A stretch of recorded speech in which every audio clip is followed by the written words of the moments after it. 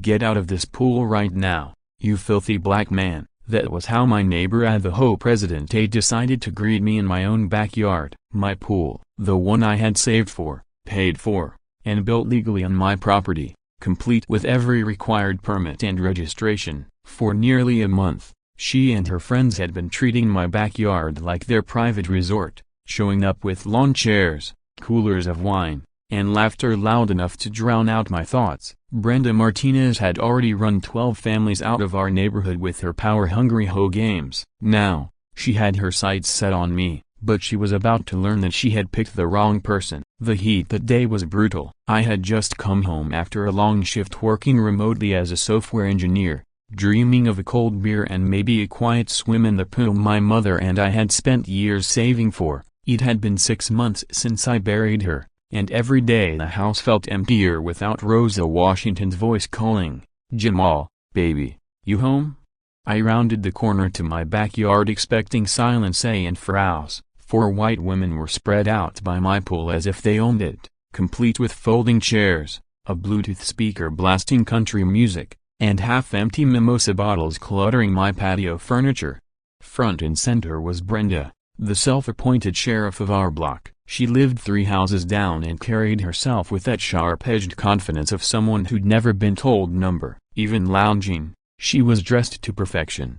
"Excuse me, ladies," I said politely, just as my mother had raised me to speak. "This is my private pool. I'll need you to pack up and leave." Brenda finally looked at me, her eyes narrowing behind designer sunglasses. "I don't think you understand, sweetheart," she said, dripping condescension. "This is the community pool, designated for everyone in the hoe. Regulations are clear on that." Her friends giggled like she just told the funniest joke in the world. That familiar knot tightened in my chest, the same one I'd felt as a kid when classmates accidentally bumped me in the hall or when store clerks shadowed me around a store. But beneath that was something stronger, the promise I'd made at my mother's funeral that I would protect this home, the first and only one she'd ever owned outright.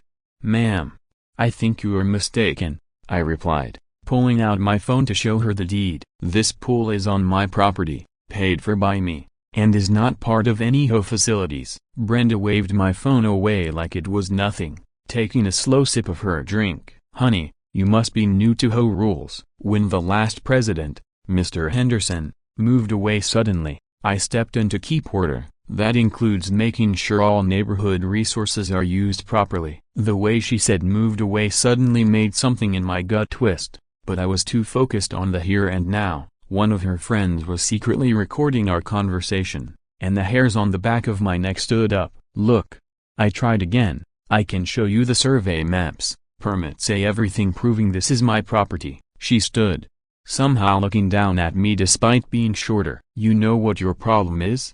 she said loudly enough for the neighbors to hear. "You people move into nice neighborhoods and start causing trouble. 12 families already had to relocate because they couldn't follow our community standards. And you're starting to show the same patterns." The phrase "you people" hit like a punch to the chest, but the mention of 12 families stuck in my mind. Who were they, and what exactly were these so-called standards? I steadied my voice. "I'm going to ask you again to leave my property. If you refuse, I'll have to call the police." Brenda laughed, pulling out her own phone. "Oh, you don't have to worry about that. I'm already ahead of you." She put the call on speaker. "Yes, police. There's an aggressive black man at 1247 Maple Street harassing 4 women at the community pool. He's making us feel unsafe. Very unsafe." She dragged out the last words with such exaggerated drama that even her friends looked uneasy. I pulled out my own phone and began recording audio, my hands trembling slightly. If this was going to turn into a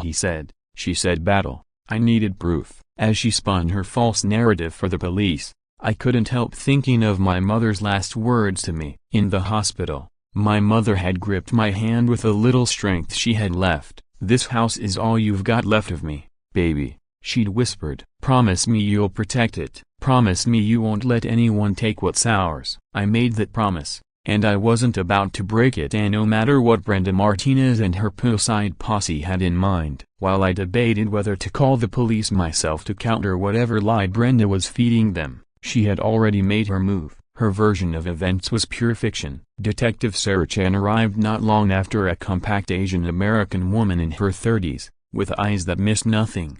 Brenda had been busy staging the scene. She and her 3 friends were clustered together like a portrait of fragile innocence, speaking in low, anxious voices each time the detective glanced over.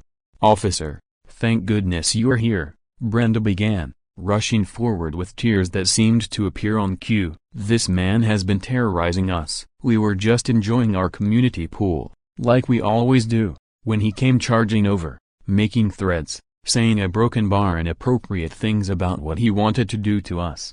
Her voice cracked dramatically at the end. Detective Chen's face remained neutral, though I saw her glance at the obvious property lines and at the pool that was undeniably inside my backyard. "Ma'am, can you be specific about these threats?" the detective asked, pulling out a notepad. That was the signal. Brenda's friends began chiming in, one after another, like a rehearsed performance. "He was aggressive," said a blonde woman I didn't know. "He made us feel unsafe," added another. "The way he looked at us predatory," finished the third. It was like watching a well-coordinated smear campaign unfold in real time. 4 neatly dressed suburban women versus 1 black man, a narrative that could be twisted into something it wasn't. But then I remembered the audio recording still running on my phone, and for the first time since this started, I felt a flicker of hope. "Detective Chen," I said, keeping my tone calm and respectful, "before this goes any further, you should hear what actually happened." I played the recording, starting from the moment I'd first asked them to leave my property. Brenda's voice came through loud and clear. 12 families have already had to relocate because they couldn't adapt to our community standards." The change in the detective's face was instant. She looked at Brenda with sharper interest, then back at me. "Mr. Washington?" "Jamal Washington," I confirmed. "And this is my property. I have the deed, the permit, say everything." Brenda's face lost some color when she heard her own words, but she quickly tried to recover. "That recording is completely out of context. You can't hear his posture, his body language, and I never said anything racial. I was talking about community standards, which is my duty as Hope President." That last part caught my attention. "What happened to Mr. Henderson?" "He was the president when my mother and I moved here." Brenda waved her hand, but her friends exchanged quick glances. "Poor Mr. Henderson had to leave suddenly last month. Family emergency." I stepped in to keep order. The detective was now watching Brenda more closely than me, and I could see it was making her uneasy. "I'm still using the Martinez name for Ho business," Brenda added abruptly. "My husband and I are separated, but the paperwork's not final yet. You know how it is." I silently noted the odd choice to share the detail. "Ma'am," Detective Chen said evenly, "I'll need to see documents confirming your role as Ho President. And Mr. Washington, I'll need your property papers as well." Brenda rummaged in her oversized purse, producing a folder with whole letterhead. The documents looked official at first glance, but the detective studied them closely. No real signatures, just a generic stamped seal. I handed over my deed, building permits, and the original Ho agreement clearly stating that private pools were excluded from community amenities. As I spoke, I watched Brenda's self-assurance start to falter. She kept glancing at her phone, scanning the street like she was waiting for backup that wasn't coming. "Look," she said finally,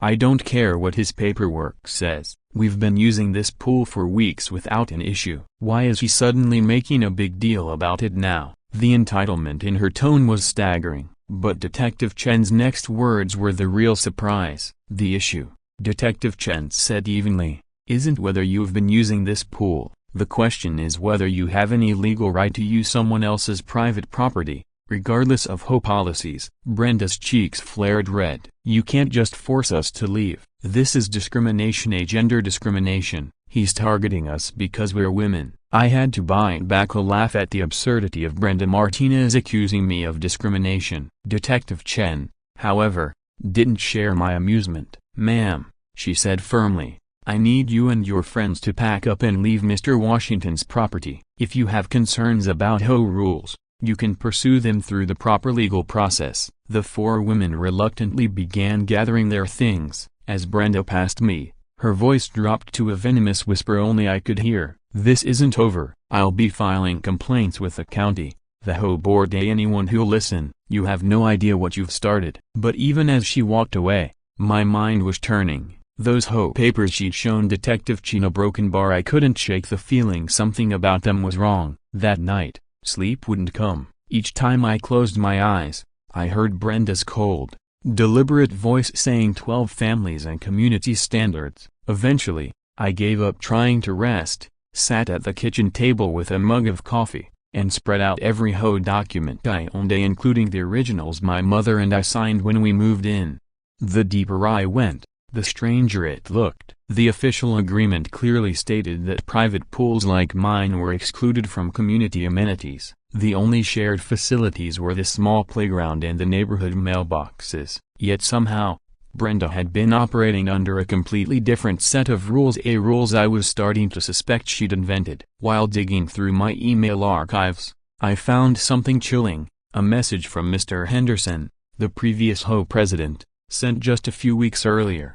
Dear residents, after careful consideration and discussions with my family, I am resigning as Ho president effective immediately. Recent threats of legal action have made it impossible for me to continue serving in good faith. I apologize for any inconvenience this may cause. Threats of legal action. From whom? I kept searching and uncovered 3 more resignation emails from former board members, all citing similar reasons, all around the same time. It looked like the entire whole leadership had been forced out, leaving Brenda as the last one standing. The next morning, I decided to dig into Brenda's 12 families claim. Cross-referencing the neighborhood directory with recent home sales was sobering. The Gonzalez family, the Patels, the Johnsons, a mixed-race couple, an elderly Korean couple, a single mother with 2 kids, and 7 more. Every one of them was either a person of color or someone who didn't fit Brenda's picture of perfect suburbia. Almost all had sold their homes well below market value, suggesting they were eager to leave fast. I was printing out property records when a Facebook notification appeared. I'd been added to a group called Preserve Maple Street Safety with over 200 members. Scrolling through the posts, it became clear. The group was a masterclass in coded racism and image manipulation. Brenda had uploaded a heavily edited video of our confrontation, trimmed to show only me approaching the women at the pool and asking them to leave. All context was removed. No audio of her calling it the community pool. No trace of her "you people" comment. The caption read, "This is the type of aggressive behavior escalating in our neighborhood." 4 women were enjoying a peaceful afternoon when this man approached in a threatening manner. How can we feel safe when newcomers won't respect established community traditions? The comments beneath were a poisonous blend of dog whistles and faux concern about property values. Worse were the photos Brenda had posted, images of several of the families who'd moved away, used in a thread about concerning behavioral patterns. The Gonzalez family's teenage son was labeled as loitering suspiciously near the mailboxes. The Patels' Diwali decorations were described as non-conforming displays harming neighborhood aesthetics. Mrs. Johnson's basketball hoop was accused of creating noise disturbances and attracting undesirable elements. Every single post looked reasonable at a glance, but each one painted its subject as a problem that needed solving. I was midway through taking screenshots when the doorbell rang. On my porch stood a man I didn't know, holding the hand of a little girl. He was black, probably he looked to be in his 40s, carrying himself with the quiet authority of someone who'd served in the military. "You must be Jamal," he said, extending his hand. "Marcus Thompson. I live a couple streets over, and this is my granddaughter, Emma." We heard about what happened yesterday. Emma, who couldn't have been more than 8, stared up at me with wide, earnest eyes. "Are you okay, Mr. Jamal? Grandpa says the mean lady was really rude to you." I invited them inside. Marcus explained that he'd been watching Brenda's antics for months but hadn't figured out how to push back. "She ran the Washingtons on Elm Street out," Marcus said, making my stomach sink. "A different Washington family, no relation to me, accused their teenage daughter of wearing inappropriate swimwear in her own backyard, filed noise complaints about their barbecues, even tried to get the city to fine them for having too many cars when family came over for graduations." He pulled out his phone. "I've been recording every home meeting since she took over. Want to hear something?" The audio was grainy, but Brenda's voice came through. We need to maintain the character of this neighborhood. Some of these newer residents don't understand the standards we've worked so hard to establish. That night, I had a dream about my mother Ray, though it felt far more real than any dream I'd ever had. She was in her favorite kitchen chair, the one she'd brought from our old apartment. "Baby," she said, her voice clear as day, "remember what I told you about bullies? Don't you dare let that woman scare you off what's yours. Stand up and fight back, but be smart about it." When I woke, the heaviness I'd been carrying since her death had shifted into something else: determination. Brenda Martinez had chosen the wrong person to target, and she had no idea what she'd stirred up. Meanwhile, across town, Brenda sat alone in her immaculate living room, a faded ultrasound photo from 3 years ago in her hands. The baby she lost at 22 weeks would have been walking now, maybe talking. On the coffee table lay the divorce papers from Daniel, another reminder of the things she couldn't control. But the neighborhood? That was something she could control, something she could keep exactly as she believed it should be. She placed the ultrasound photo back in its frame, opened her laptop, and began planning her next move against the man who dared to defy her. The following morning, Marcus called with an urgency in his voice. "Jamal, meet me at the coffee shop on Main Street in an hour. Bring everything you've found about Brenda's hoe dealings." Trust me. When I got there, Marcus was waiting with a manila folder thick enough to be a brick, his expression telling me I wasn't going to like what was inside. "I did some digging after we talked," he began, sliding the folder toward me. "Turns out our self-appointed neighborhood dictator has quite a past." The first document was a disciplinary record from the State Bar Association. Brenda Martinez, formerly Brenda Collins, had been suspended from practicing law 3 years earlier for manipulating real estate contracts and violating fair housing laws. She'd been caught steering minority clients away from certain neighborhoods while helping white clients break leases in areas that were becoming more diverse. She lost her license, her career, and her marriage all in the same year. According to public records, Marcus added, her husband Daniel filed for divorce, citing her obsessive need to control every environment as irreconcilable differences. But the real shock came next. "She's not legally president of the hoe," Marcus said. He handed me a series of emails he'd managed to get hold of. After forcing Henderson to resign with the threat of frivolous lawsuits, she had simply declared herself the new president, and no election, no vote, no legitimacy whatsoever. The email chain revealed a pattern of harassment that was both relentless and calculated. Henderson himself had been targeted after defending a Muslim family's right to have a small decorative fountain in their yard. I was still processing all of this when my phone rang. The voice on the other end was familiar. "Mr. Washington, this is Tommy Rodriguez. I installed your security cameras last month. Remember?" I did remember a quiet guy in his 30s who ran a small home security business. "I think we need to talk," he said. "I've been installing systems all over your neighborhood for the past year, and I've seen some things you'll want to know about. Can you meet me at my shop this afternoon?" His tone made it clear this wasn't about sales. Tommy's shop was a cramped little space, every wall lined with monitors. Tommy's shop was crowded with cameras, wiring, and specialized gear, the kind of setup that made it clear he was serious about his work. "Normally, I keep out of neighborhood squabbles," he said, pulling up a chair. "But what Brenda Martinez has been doing to people here, it's wrong." He opened a laptop, revealing security footage from various homes around the neighborhood. "She doesn't realize that many of the security systems I install also capture her activities," he said. "Watch this." The first clip showed Brenda rummaging through the Patel family's trash, photographing anything that might serve as evidence of breaking hoe rules. Another showed her tossing fast food wrappers into the Johnsons' front yard, then snapping pictures as proof of littering. "She's been manufacturing violations," Tommy explained, his voice hard with disgust. "Planting evidence, twisting context in photos, even timing her complaints to line up with families' cultural celebrations so she can claim they're disruptive. Worst of all, Brenda documented it all herself, meticulous files on each family she targeted, complete with notes about how to pressure them into moving out." Tommy handed me a flash drive. "This has security footage from 12 houses covering the last year and a half, enough to prove harassment, fraud, and probably several civil rights violations. As we spoke, my phone began buzzing non-stop.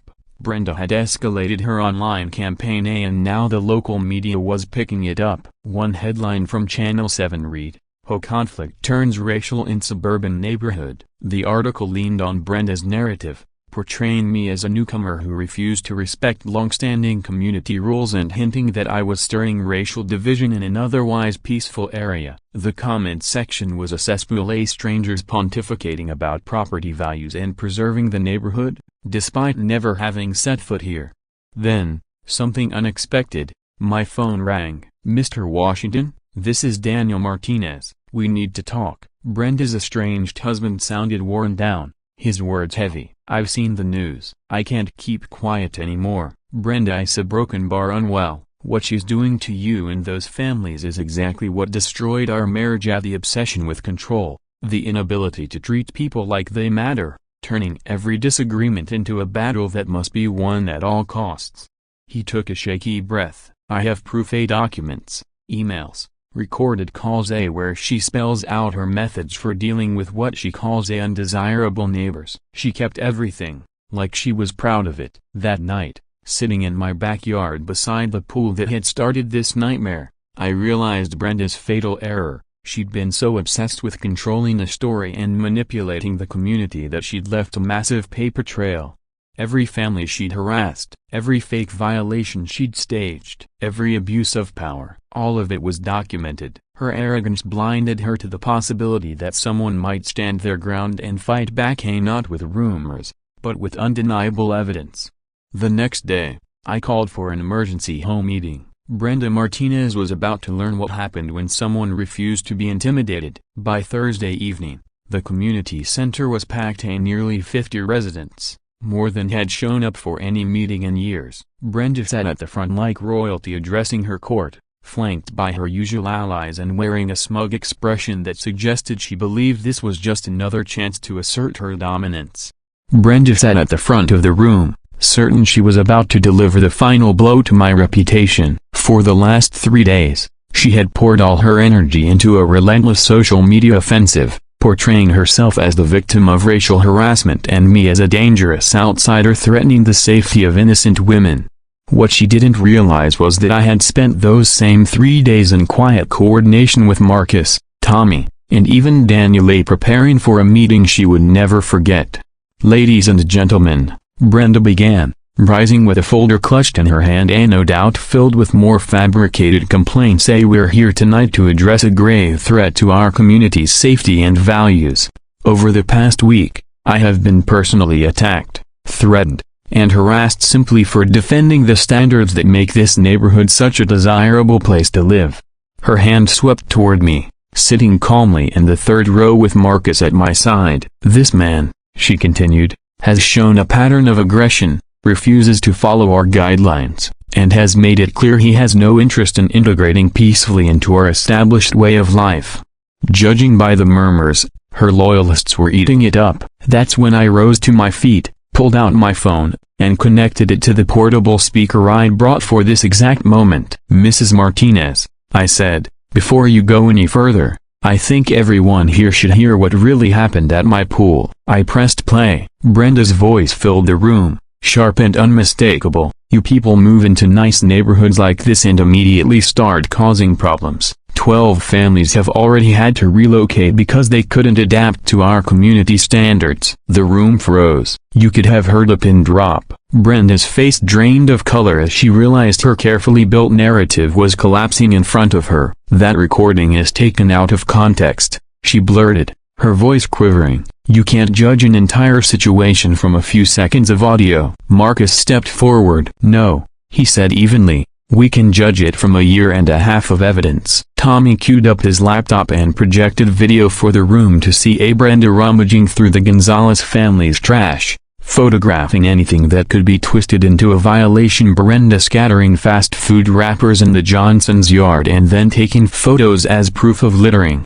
Gasps rippled through the crowd. Then came the breaking point. Emma's parents stood up. "Last month," her mother began, her voice shaking, "our 8-year-old came home crying, She told us the whole lady said little black girls shouldn't be so loud because it disturbs the civilized people. Emma asked us what that meant, a broken bar, and why she wasn't one of them.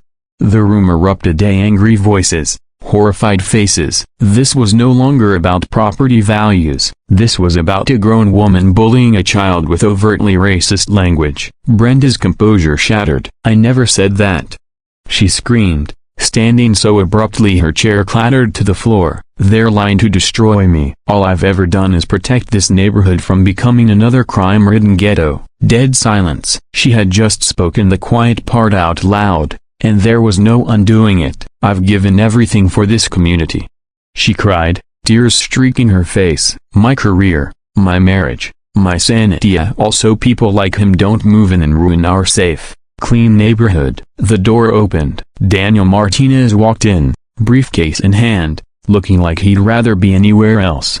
"Excuse me," he said quietly, "I have court documents that need to be served." Brenda's face went from flushed to ghostly pale in seconds. "Daniel, you can't just walk into my home meeting." "That's exactly why I'm here," he replied, pulling papers from his case. "These are restraining order documents prohibiting you from using the Martinez name in any official capacity. You're also being served for fraud and misrepresentation, since you've been acting as Hope President without any legal authority." Chaos erupted. Brenda shouted about betrayal. Daniel tried to explain to Detective Chen, apparently called by someone in the crowd, that his ex-wife had been impersonating an HO official for months. Marcus read out a list of possible civil rights violations, while Tommy projected even more footage of Brenda's staged evidence campaigns.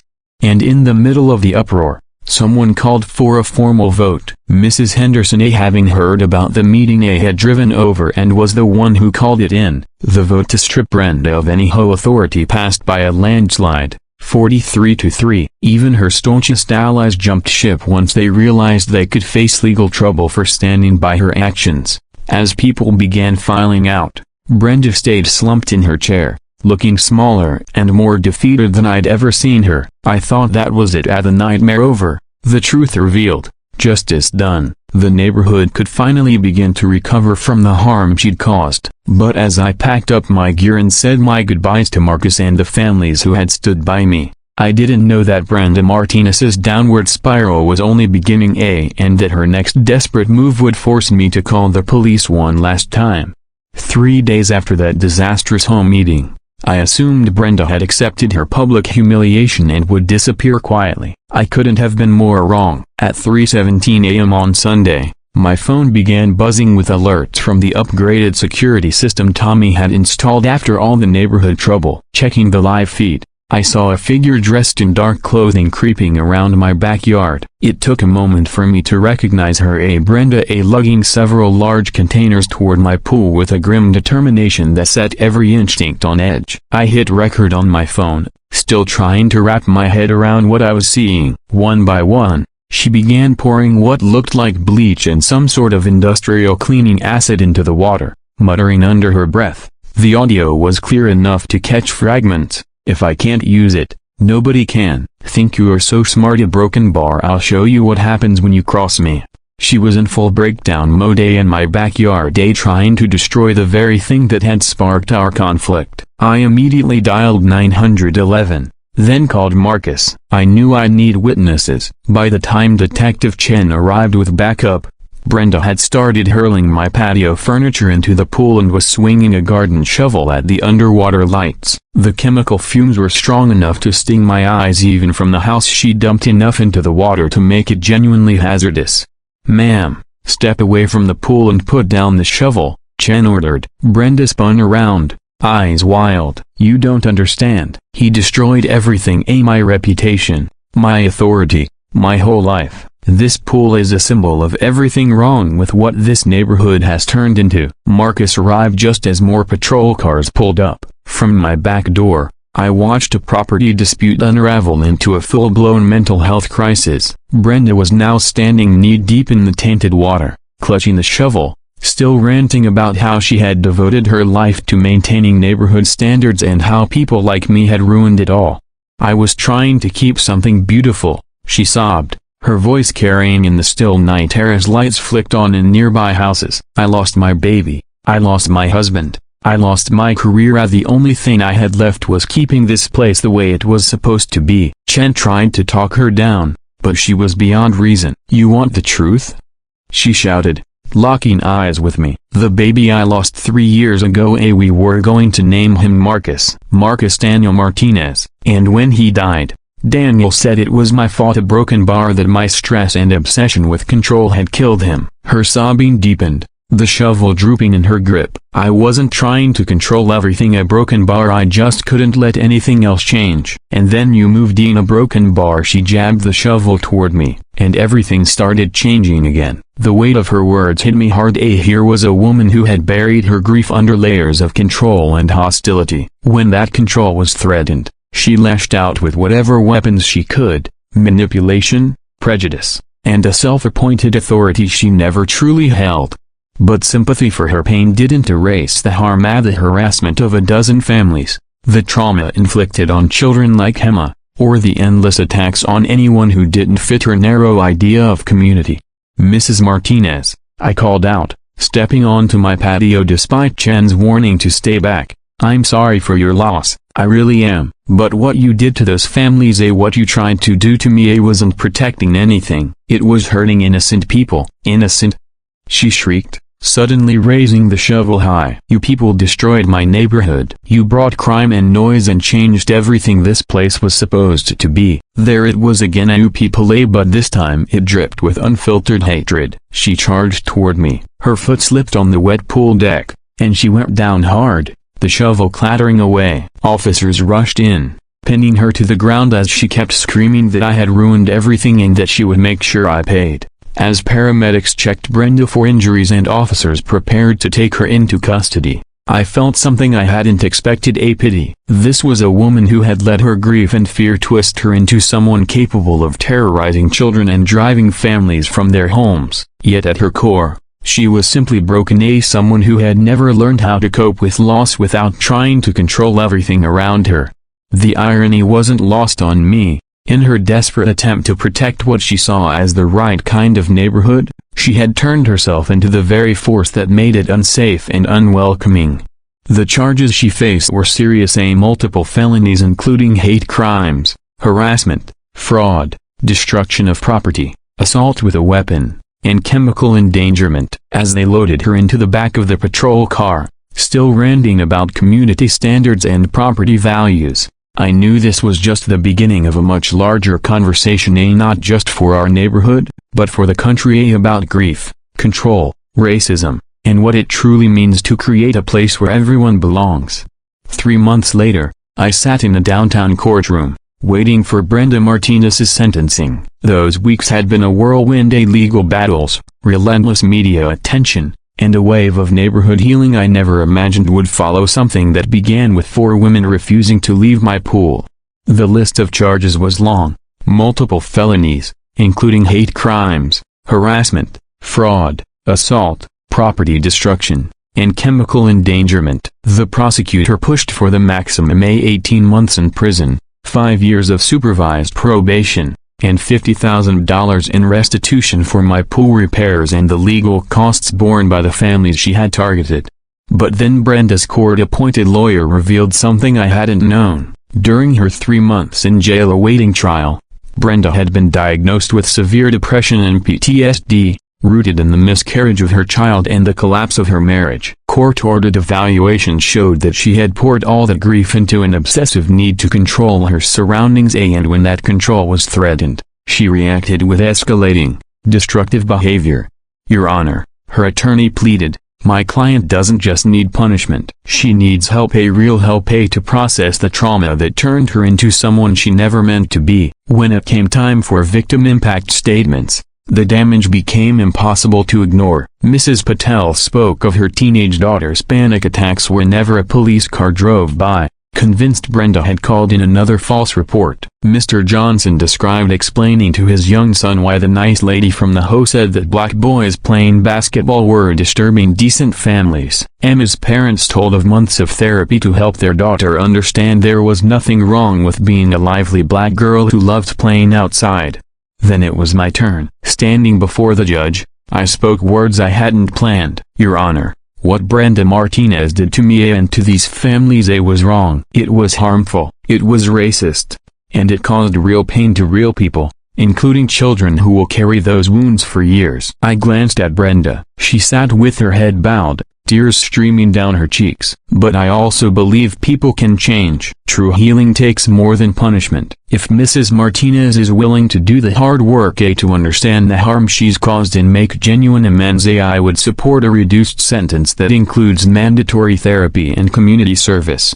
Judge Patricia Williams looked moved. "Mr. Washington, your compassion in the face of such treatment is remarkable. And Mrs. Martinez, you are fortunate, extraordinarily fortunate to have someone extend mercy when you gave none to others." The judge sentenced her to 12 months in prison, 3 years of supervised probation, mandatory psychological counseling, 500 hours of community service focused on fair housing, education, and full restitution to every affected family. Most importantly, she ordered Brenda to write personal apology letters to each person she had harmed and to attend diversity and inclusion training. Brenda's court-ordered sentence also included mandatory sensitivity training, and the media attention from the case had been overwhelming. I found myself giving interviews to local stations about confronting racism and the importance of neighborhood unity. "The lesson I want people to remember," I told Channel 7's evening anchor, "is that the road to healing is longer than the road to revenge, but it's the only one that leads to real change. You can't fight hatred with more hatred. You have to confront it with truth, with evidence, and with the kind of compassion that leaves room for people to grow beyond who they've been." That clip went viral, spreading across social media. Soon, messages poured in from people facing similar battles in communities all over the country. 6 months after Brenda's sentencing, something remarkable happened. 8 of the 12 families she had driven away came back. The Gonzalez family repurchased their old home, the Pettles moved into a bigger place just 2 streets away, and the Johnsons returned to the very address they had once been forced to leave. Our newly restructured HOA, now led by Marcus Thompson as president and me as vice president, created a diversity and inclusion committee to ensure no one could ever hold unchecked power again. We set up transparent voting, regular community forums, and clear, fair guidelines for handling complaints. But the change that meant the most happened in my own backyard. I rebuilt the pool Brenda had tried to destroy, not as a private retreat, but as a space for everyone. We named it the Rosa Washington Community Pool in honor of my mother, who taught me that a home is worth defending. Every Saturday in summer, we hosted unity pool parties, where families of every background brought dishes to share while kids splashed in the water that had once symbolized division.